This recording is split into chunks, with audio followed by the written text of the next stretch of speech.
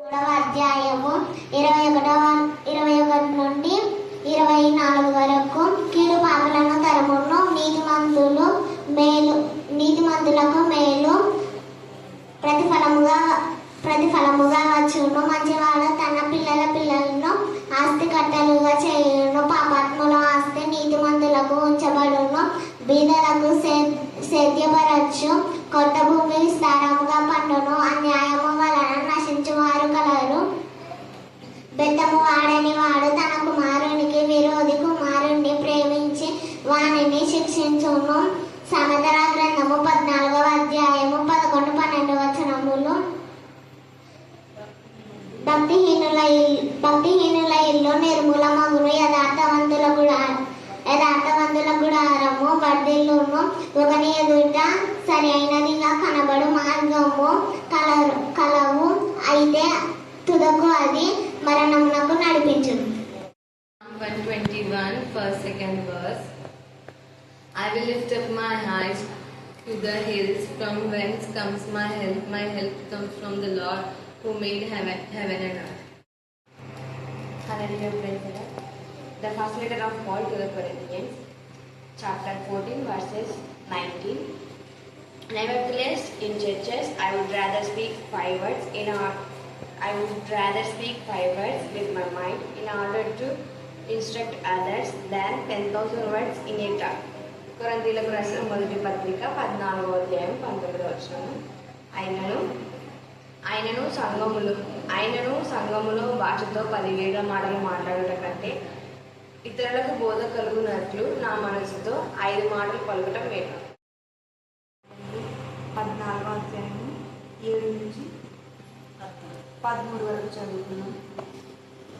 లుస్త్రాలో బలహీన పాదములు గల ఒకడుండెను. అతడు పుట్టిన మొదలుకొని కుంటివాడై ఎన్నడూ నడవలేక కూర్చుండి ఉండువాడు. అతడు పౌలు మాటలాడుట వినెను. పౌలు అతని వైపు తేరి చూచి స్వస్థ పొందుటకు అతనికి విశ్వాసం ఉండనని గ్రహించి, నీ పాదములు మోపి సరిగా నిలువుమని బిగ్గరగా చెప్పినప్పుడు అతడు గంతులు వేసి నడవసాగెను. జన సమూహంలో పౌలు చేసిన దాన్ని చూచి లుకాయోనియా భాషలో, దేవతలు మనుష్య రూపము దాల్చి మన యుద్ధకు దిగివచ్చి ఉన్నారని కేకలు వేసి, బర్నబాకు గిప్పతి అనియు పౌలు ముఖ్య ప్రసంగి అయినందుకు అతనికి హెర్మే అనియు పేరు పెట్టింది. పట్టణమునకు ఎదురుగా ఉన్న గిప్పతి యొక్క పూజారి ఎడ్లను పూదండలను ద్వారముల వద్దకు తీసుకొని వచ్చిన సమూహముతో కలిసి బలి అర్పింపవలే దేవుని నడిపించి మీ సమయంలో బయటపెట్టి మీకు శుద్ధించిన శుభాజ్ఞాన్ని ఒక్కొక్క బిడ్డకు దయచేయమని తండ్రి మీకు స్తోత్రం. ఇక్కడ జరిగే ఆరాధనంతా మీ కృప మీ దీవెనలో తన దాన్ని బట్టి మీకు అనేకమైన స్తోత్రములైనా మధ్యాహ్నం కల జరిగే ఆరాధనంతా మీ కృప మీ దీవెనలో తన దాన్ని బట్టి మీకు అనేకమైన స్తోత్రములైనా మధ్యాహ్నం కల తండ్రి ఎంతమంది కుటుంబాలు వచ్చినారు తండ్రి, ఆ కుటుంబాలను దీవించండి, ఆశీర్వదించబడుతున్న తండ్రి మీకు స్తోత్రం.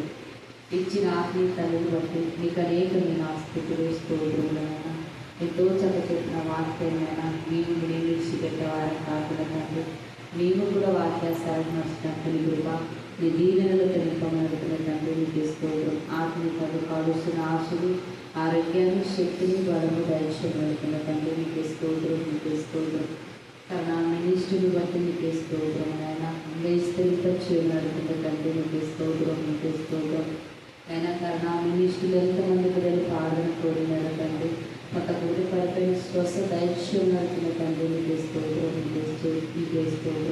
అయినా చిన్ని బిడ్డలు బట్టి నీ కృపలు జ్ఞాపకం చేసుకొని ఎంతో చెప్పిన వాక్యాలైనా ఆ బిడ్డలు కూడా అయినా అభివృద్ధి పరిశ్రమ నడుతున్న తండ్రి మీకు స్తోత్రం. అయినా ఆర్థికల తండ్రి కొత్త బిడ్డలు దీవించండి, ఆశీర్వదించమడుతున్న తండ్రి మీకు స్తోత్రం. నేను ఎంతమంది బిడ్డలు ప్రయాణం చేస్తున్న దేవా తిరిగి తన గృహాలు చేరేంత వరకు నేను కాసి కాపాడి దీవించండి, ఆశీర్వదించమడుతున్న తండ్రి మీకు స్తోత్రం. నేను ఎంతమంది బిడ్డలైనా హాస్పిటల్లో బాధపడుతున్నారో తండ్రి, ఒక్కొక్క బిడ్డని దీవించండి, ఆశీర్వదించమడుతున్న తండ్రి మీకు స్తోత్రం.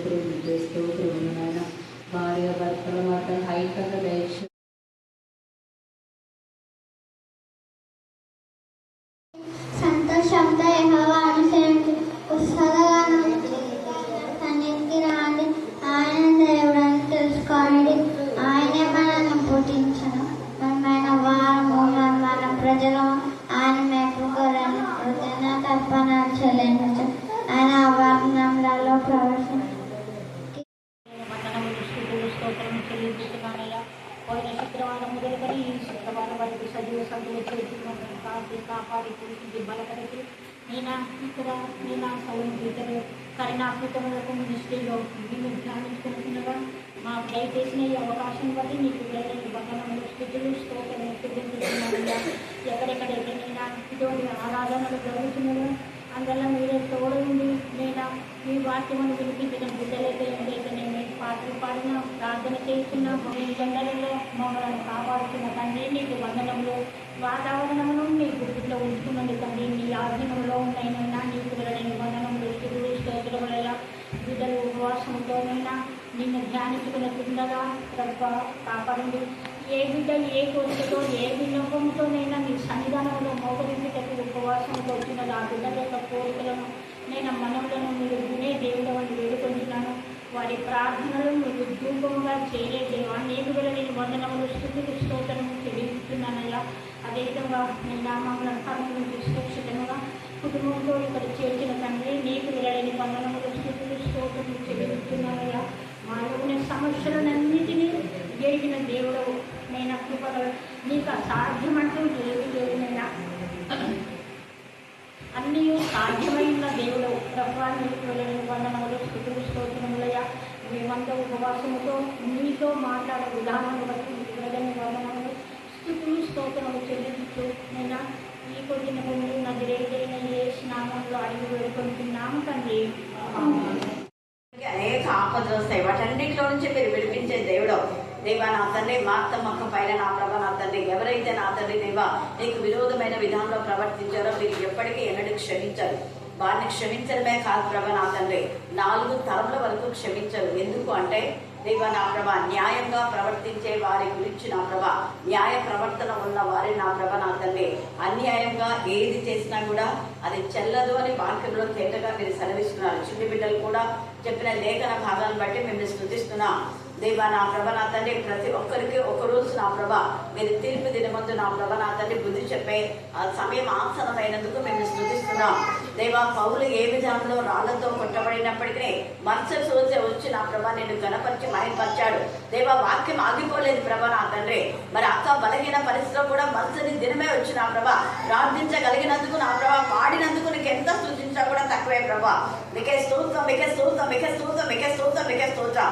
అది జీవం గల దేవుని యొక్క శక్తి ప్రభా స్తోత్రం మీకే స్తోత్రం మీకే స్తోత్రం మీకే స్తోత్రం మీకే స్తోత్రం మీకే స్తోత్రం దేవా. అపవాది క్రియలు కొంతకాలమే మా ప్రభా, అపవాది కొంత మాత్రం మీరు సమయిస్తారైతే స్తోత్రం. ఈ యొక్క రాత్రి కాల సమయంలో చదవన లేఖన భాగం ఆశించి విరిచి మా అందరి జీవితంలో మీరు పడింపచేయండి. నిన్నటి దినాన హైదరాబాద్ నుంచి వచ్చిన ప్రవళిక వారి కుటుంబాన్ని బట్టి నా ప్రభా వసంత కుటుంబాన్ని బట్టి సాధమైన యొక్క మన్మరాలని తెలిసి నా ప్రభా నీకు వన్నాడు సుధులు స్తోత్రం చెల్లిస్తున్నాం దేవా. మీకే స్తోత్రం మీకే స్తోత్రం. వారికి ఇచ్చిన విశ్వాసం నమ్మకత్వం బట్టి మేము స్తుతిస్తున్నాం దేవా. అలాగే నా తండ్రి యెహోషా మందిరం నుంచి వచ్చినటువంటి సహోదరి వాళ్ళ అత్తమని బట్టి కూడా మేము స్తుతిస్తున్నాం. వారి ప్రార్థన విన్నపం మీ కరుణాపీఠంలో ఎత్తిపడుతున్నాం. వారికి నా తండ్రి దేవా మరి వసంతకి నా తండ్రి హైదరాబాద్ లో మీ కృప చొప్పున మా తండ్రి ఆ యొక్క కాల్ ఆపరేషన్ మీరు సక్సెస్ చేసినారు, వాళ్ళన్న ఆపరేషన్ సక్సెస్ చేసినారు. అందుకు కృతజ్ఞతగా నా ప్రభా నా తండ్రి నిన్నటి దినాన వచ్చి నా తండ్రి బిడ్డ ఇచ్చిన సాక్ష్యాన్ని బట్టి మేము స్తుతిస్తున్నాం.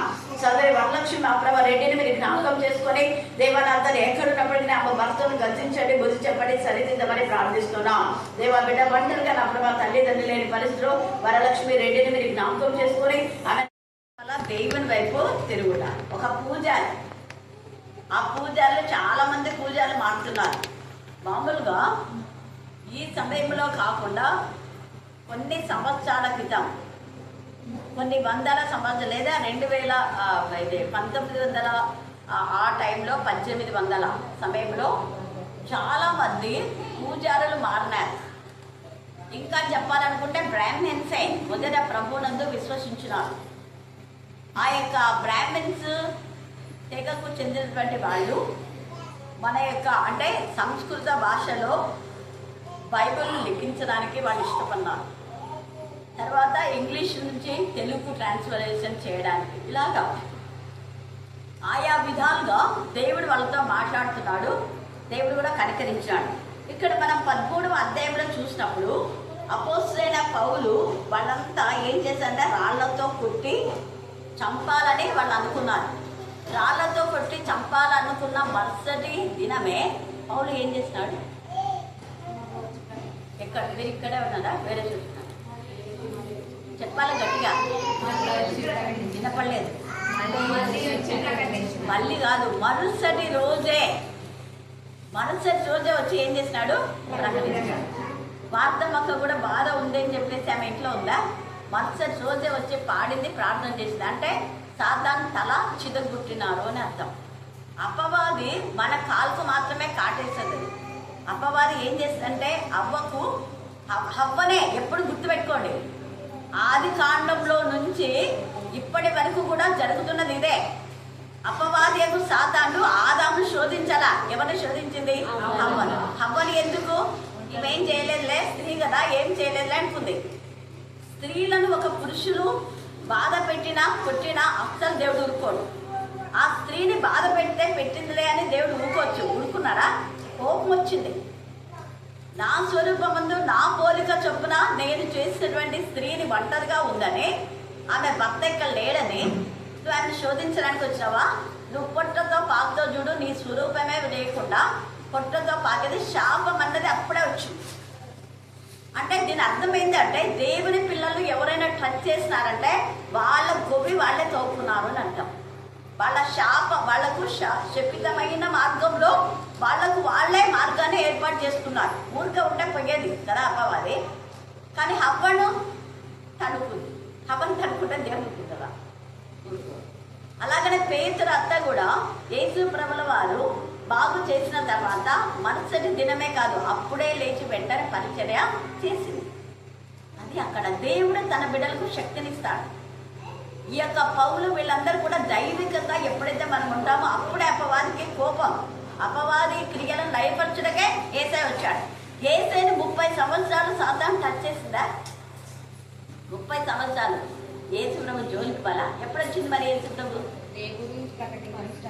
అది ఎప్పుడైతే పరిశుద్ధాత్మతో శక్తితో నింపబడినప్పుడు, ఆత్మ ద్వారా అరణ్యమునకు కొనిపోబడింది. ఉపవాస ప్రార్థన చేసిన తర్వాత,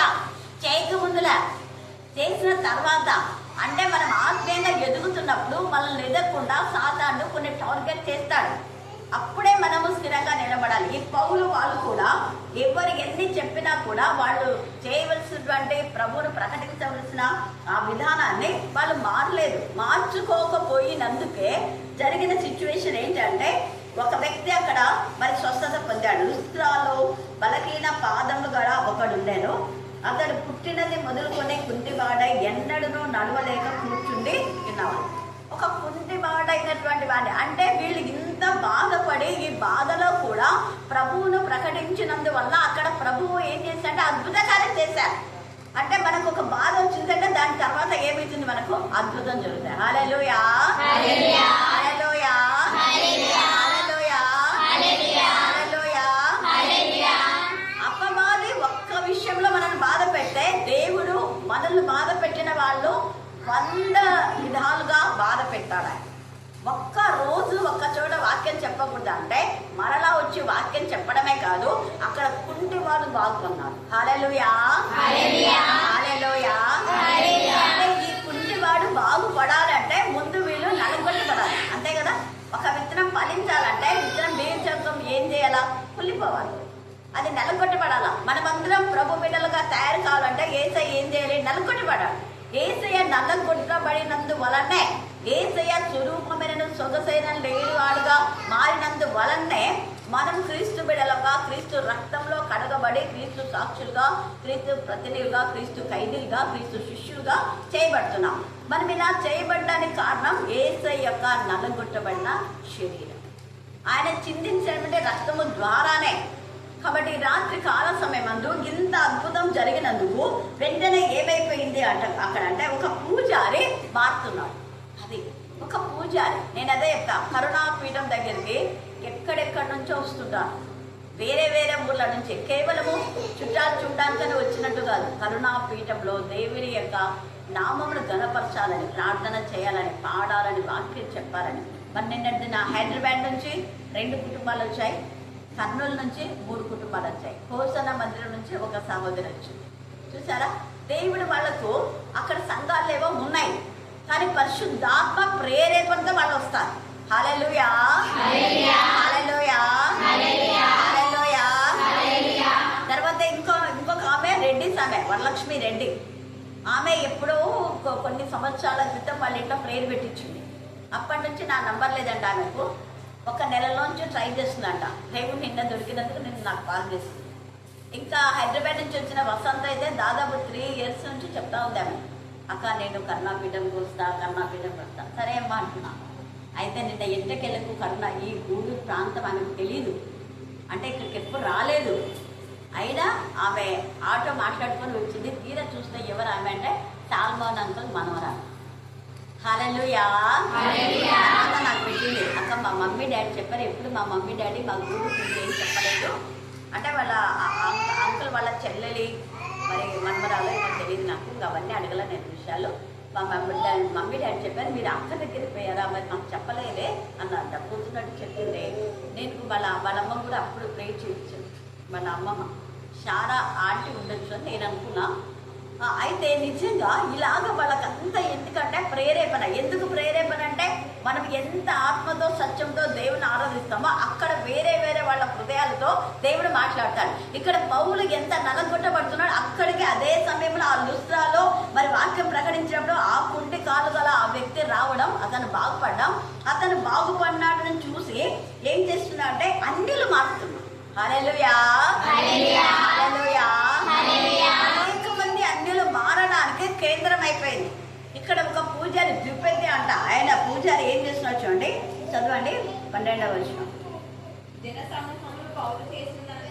జన సమూహములు పౌలు చేసిన దానిని చూచి లుకయోనియా భాషలో చూడండి, దేవతలు మనుష్య రూపము తాల్చి మన యుద్ధకు దిగువచ్చి ఉన్నారని ఏం చేశాడ, కేకలు వేసిన వీళ్ళు మనుషులైతే ఇలా అద్భుతాలు ఎందుకు జరుగుతాయి? మనకు ఆశ్చర్యమైపోతుంది. ఎందుకు ఆశ్చర్యమైపోతుంది అంటే ఎంతో మంది శాస్త్రం వాక్యం చెప్పినారు అంతకు ముందు, ఎంతో మంది యాజకులు వాక్యం చెప్పారు, పరిచయులు వాక్యం చెప్పారు, ఎవరెవరో వాక్యం చెప్పారు, కానీ ఇలాంటి అద్భుతము జరగలేదు. అందుకే నేను కూడా అంట, ఎన్ని సంవత్సరాలుగానో ఉంది గూడూరులో ఒక్కరన్నా హిందూ బ్యాప్టిజం తీసుకొని మందిరానికి వచ్చినట్టు ఉన్నాయి దాఖలు లేవు, కానీ దేవుడు చేసినాడు. హల్లెలూయా. కరుణాపీఠం మినిస్ట్రీ అంటే అందరికీ ఒకవేళ మామూలు అనుకోవచ్చేమో, అది మామూలు మినిస్ట్రీ కాదు. రోషం గల దేవుడు రోషం కలిగి అనేకులతో మాట్లాడుతున్నటువంటి సేవ అది. పరిశుద్ధాత్ముడు హృదయాలతో మాట్లాడేటువంటి సేవ అది. అందుకే అన్యులు మార్చబడుతున్నారు. ముకుందం లాంటి హృదయాలు. అదే అన్యులు యేసుని ప్రకటించకూడదని చెప్తున్నారు ఇంకొక వైపు. అదే అన్యులు యేసుని ప్రకటిస్తే మేము చంపుతారని చంపేస్తున్నారు. అదే అన్యులు సంఘాలను పాడు చేస్తున్నారు ఒకవైపు. కానీ దేవుని కృప చొప్పున అన్యులు మారి ప్రభువును ప్రకటిస్తున్నారు. హల్లెలూయా, హల్లెలూయా. నిన్న వాళ్ళు చాలా సంతోషపడ్డారు. ఈమె అన్యురాలు, ఈమె బ్యాప్టిజం తీసుకుని ఊరికే మారటం కాదు. కొంతమంది అన్యులు ఊరికే వాళ్ళకు రోగాలు పోవడానికి పనులు తెచ్చుకొని ప్రార్థన చేసుకొని బైబిల్ చదవడం చేస్తారు, కానీ బ్యాప్టిజం తీసుకొని సంఘ సహవాసంలో ఉండరు. కొందరు మాత్రమే ఉంటారు, అందరు కాదు. అయితే అలాగా దేవుడు వాళ్ళను మార్చుతాడు. ఇక్కడ ఈ యొక్క పూజారి కూడా అంటే అయ్యో ఇలా నేను చేస్తే నేను తక్కువని అయిపోతానే అని అనుకోలే, కానీ వెంటనే అందరి ఎదుట ఆయన ఎడ్లను తీసి బలి అర్పిస్తాం, వీళ్ళే దేవతలు అన్నట్టుగా ఫీల్ అయిపోయినాడు. అప్పుడు వెంటనే పౌలు మేము దేవతలం కాదు, దేవుళ్ళం కాదు, కానీ మేము వచ్చింది ఏంటంటే జీవం గల దేవుని ప్రకటించాలి. మేము చేసేటటువంటి సువార్త ఏంటంటే ఏసే రక్తంలో స్వస్థత ఉంది, ఏసే రక్తంలో విజయం ఉంది, ఏసే రక్తంలో మహిమ ఉంది, ఏసే రక్తంలో శక్తి ఉంది, ఏసే రక్తం ద్వారానే పాప క్షమాపణ, ఏసే రక్తం ద్వారానే విడుదల విమోచన చెప్పడానికి మాత్రమే మేము వచ్చాం. మేము దేవుని చేత పంపబడిన వాళ్ళమే, కానీ మేము దేవుళ్ళం కాదు, దేవతలం కాదు. తేల్చి చెప్పేసినారు, మీరు ఇలా బలి అర్పించకూడదు అన్నారు. అప్పుడు ఆ పూజారి వాళ్ళని ఆపడం అంట చాలా కష్టమైపోయిందంట. చూడండి 14వ వచనం చదవండి. అపోస్తులైన బర్నబాయు పౌలును ఈ సంగతి విని తమ వస్త్రములు చించుకున్నారు. అయ్యో ఏది మీరు చేసేదంతా అవివేక పనులు, మేము మామూలుగా మీలాంటి మనుషులమే, కానీ మేము జీవం గల దేవుని యందు నమ్మకించాం. జీవం గల దేవుడు మాలో ఉన్నాడు. జీవం గల దేవుని రక్తం మాలో ఉంది. ఆ జీవం గల యేసే రక్తమే ఈ పని చేసింది. జీవం గల దేవుని నామమే. ఆయన నామం అన్ని నామముల కంటే పై నామం. ఆయన నామం శక్తివంతమైన నామం. ఆయన నామం ఉన్నతమైన నామము అని చెప్పడానికి ఇక్కడ ఏమంటున్నారంటే, అయ్యలారా మీరెందుకు ఇలాగ చేయుచున్నారు? మేము కూడా మీ స్వభావం గల నరులమే. మేము నరులమే, మీలాంటి వాళ్ళమే. కానీ మేము ప్రకటించేది ఏంటంటే, ఈ వ్యర్థమైన వాటిని మీరు విడిచిపెట్టండి. ఈ రాత్రి వ్యర్థమైన వాటిని విడిచిపెట్టండి. అబద్ధంలోను ప్రకటన 21:8 వ్యర్థమైన వాటిని విడిచిపెట్టాలి. ప్రకటన 21:8 చదవండి. పిరికివారును అవిశ్వాసులను అసహ్యులను నరహంతకులను వ్యభిచారులను మాంత్రికులను విగ్రహారాధికులను అబద్ధికులందరూ ఎక్కడుంటారు? అది దండన. దేవుని మీరు నమ్మకపోతే ఉగ్రత వస్తుంది. కాబట్టి మీరు దేవుని నమ్మండి. జీవం గల దేవుని వైపు మీరు తిరగండి. జీవం గల దేవుని మీరు ఆరాధించండి, స్తుతించండి, మహిమపరచండి, గణపరచండి. ఒకరోజు ఆయన మిమ్మల్ని, ఒకవేళ ఈ లోకంలో నీకు ఆ ఘనత రాకపోతే కానీ పరలోకంలో ఘనత ఉంటుంది. అందుకనే చెప్తున్నాడు. అదే దేవునికి విరోధమైన చేసిన వాళ్ళకందరికీ శిక్ష వస్తుంది అని ఇందాక పిల్లలు చక్కగా వాక్యం చెప్పారు సామెతల గ్రంథం నుంచి. భక్తిహీనులకు అస్సలు ఏమాత్రం కూడా క్షేమం ఉండదు. చూడండి, సామెతలు 21:12 చదవండి. సామెతలు 21:12.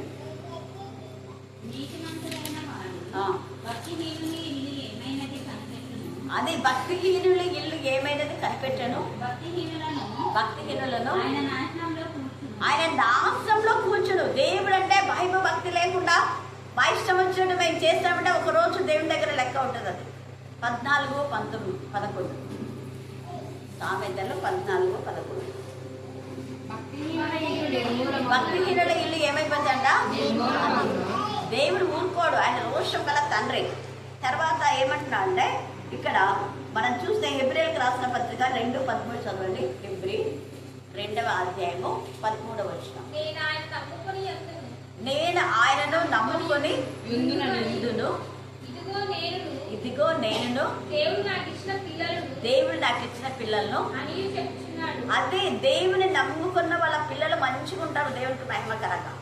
అందుకని అంటాడు, ఇదిగో నేను దేవుడు నాకు ఇచ్చిన పిల్లలు. తర్వాత అంటున్నాడు కదా 10వ అధ్యాయము 29వ వచనం. హెబ్రీ 10:29. ఇట్లుండగా దేవుని కుమారుని పాదములతో తొక్కి తాను పరిశుద్ధపరచబడటకు సాధనమైన నిబంధన రక్తమును అపవిత్రమైనదిగా ఎంచి కృపకు మూలముగా ఆత్మను తిరస్కరించిన వాడు, కృపకు మూలముగా ఆత్మను తిరస్కరించాడు. ఎంత ఎక్కువ దండనకు పాత్రుడుగా ఎంచబడ్డాడు. దండనకు పాత్రుడు. ఖచ్చితంగా దేవుడు దండిస్తాడు, ఊరుకోడు. అంటే దేవుడి సన్నిధిలో అనుదినం వచ్చి నువ్వు ప్రార్థన చేసి అనుదినము నువ్వు దేవుని మహిమపరిచి అనుదినం దేవుని గణపరిస్తే దేవుడు ఊరుకోడు. ఖచ్చితంగా నీ పైన ఎవరైతే ఉన్నా వాళ్ళ పైన రివెంజ్ తీసుకుంటాడు. ఎంత గొప్ప దండనకు పాత్రలో మీకు తెలుసుకోబోతున్నాను అంటున్నాడు. వాళ్ళు ఖచ్చితంగా దండనకు దేవుడు విధిస్తాడన్నాడు. 6:4 హెబ్రీ 6:4. ఒకసారి వెలిగింపబడి పరలోక సంబంధమైన వరం రుచి చూసి పడిపోయిన వారిని గుణపరచుడా అస్సాలు. అంటే వాడు తెలిసి పాపం చేస్తాడు. తెలియక చేస్తే ఏమో ఒకటి, తెలిసి హృదయంలో కీడు యోచించాలి అని అనుకొని చేస్తారు చూడు, అలాంటిది పాపం అంటే పాపం. ఈ యొక్క అపవాది తెలిసి ఇప్పుడు ఆదాం లేడు కదా అనేసి అన్ని ఎప్పటి నుంచో కాచుకొని ఎప్పుడు ఆదాం పక్కన ఉన్నాడు. పాపం ఉన్నట్టుండే ఆదాం పక్కకు పోయినాడు. ఇప్పుడు ఒక్కటి ఉందిలే అని అనుకొని వచ్చినాడు వాడు. కానీ తర్వాత వాడి తల చిదగొట్టినాడు. కాలుకు మాత్రమే నువ్వు స్త్రీ, కాలుకు మాత్రమే నువ్వు కాటేస్తావు, కానీ నేనేం చేస్తా తెలుసా, నీ తలను చిదగొట్టేస్తా. దేవుడు ఊరుకోవడానికి ఊషం గల దేవుడు. తర్వాత మనం చూస్తే 1 పేతురు 2:20. 1 పేతురు 2:20. 2వ పేతురు 2:20.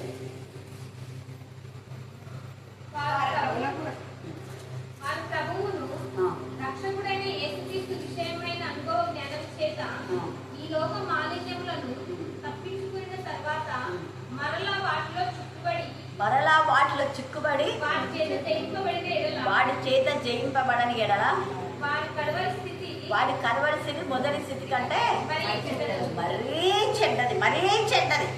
అంటే దీని అర్థమైంది, వాళ్ళు వాక్యం తెలిసి ప్రార్థన చేసి నీచమైన పని చేస్తే భయంకరమైన ఉగ్రత దండన ఉంటుంది అంటున్నాడు పరిశుద్ధ ఆత్మదేవుడు. తర్వాత మత్తయి సువార్త 25:41 చదవండి, మిగతాది రేపు ధ్యానం చేస్తుంది. 41వ వచనం 25:41.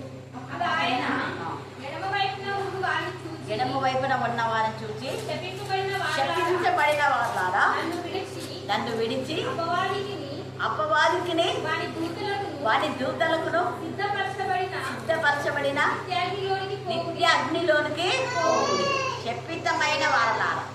దేవుని యొక్క శాపము, దేవుని ఉగ్రత. రేపు ఇంకా దీని గురించి డీప్గా మనం ధ్యానం చేద్దాం.